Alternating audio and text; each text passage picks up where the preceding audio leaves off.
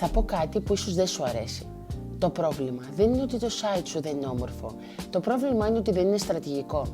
Συναντάω συχνά επιχειρηματίες που έχουν επενδύσει σε design, φωτογραφίες, λογότυπο, social media, αλλά όταν τους ρωτάω τι ψάχνει ο πελάτης σου στην Google, δεν ξέρουν. Και εκεί ξεκινάει το πρόβλημα. Γιατί το site δεν είναι ψηφιακή βιτρίνα, είναι εργαλείο πωλήσεων.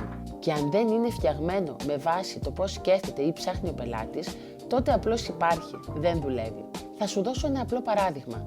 Πρόσφατα μίλησα με μια εταιρεία, εξαιρετική στη δουλειά τους, με ποιότητα, με έργα, με εμπειρία.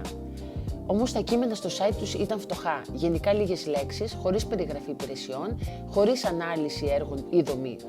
Τους εξήγησα ότι για να εμφανίζονται σωστά στην Google χρειαζόμαστε πλούσιο, βελτιστοποιημένο περιεχόμενο.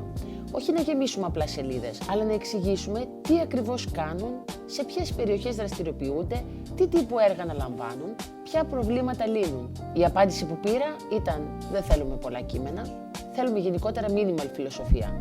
Και εκεί τους είπα κάτι πολύ απλό. Αν είναι να μην αλλάξουμε τα κείμενα, προτιμώ να μην αναλάβω το project. Γιατί δεν μπορώ να υποσχεθώ αποτελέσματα αν δεν υπάρχει σωστή βάση.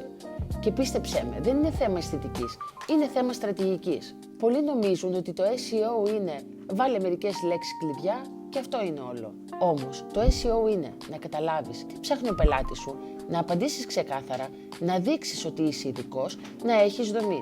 Η Google δεν βλέπει αν ένα site είναι όμορφο, βλέπει περιεχόμενο, σαφήνεια και συνάφεια. Και τώρα, όσον αφορά το AI search, τα πράγματα είναι πιο αυστηρά.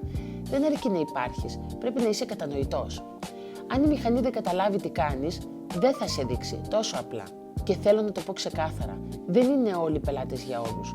Αν κάποιος θέλει απλώς ένα ωραίο site, υπάρχουν πάρα πολλές λύσεις εκεί έξω. Αν όμως κάποιος θέλει να τον βρίσκουν, να χτίσει κύρος, να φέρει οργανικές δουλειές, να επενδύσει σοβαρά στο digital, τότε χρειάζεται στρατηγική.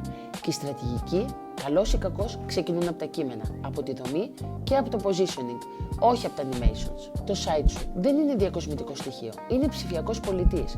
Και αν δεν μιλάει σωστά, αν δεν εξηγεί σωστά, αν δεν απαντάει σωστά, τότε δεν πουλάει. Και δεν φταίει η αγορά, ούτε η κρίση, ούτε η τύχη.